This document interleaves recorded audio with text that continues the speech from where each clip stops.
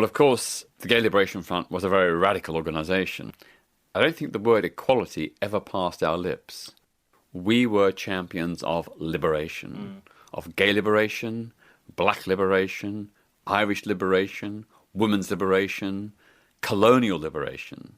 We were part of a bigger, broader movement to change society. We weren't interested in fitting in or assimilating or getting crumbs from the table. We wanted to change the whole of society to end what we now call homophobia, misogyny, racism, and so on. It was a very, very exciting time. But of course, because of our radicalism, we were under police surveillance. We were often, our protests were very heavily and aggressively policed.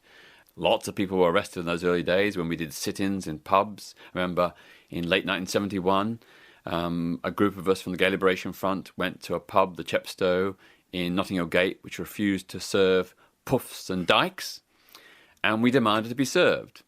And when they refused, we sat down and occupied the pub. The owners, the landlord, called the police, and dozens of police arrived, including the heavy squad from the really heavy squad. And we were dragged out.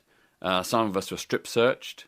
I remember a sergeant took me out into the alleyway and made me drop my trousers. I was only 19. Did a very intimate body search all over, and then finally reached inside my underpants and squeezed my testicles as hard as he could, leaving me in excruciating pain. Rather sick. But anyway, I wasn't actually arrested. I was sort of detained, but not arrested.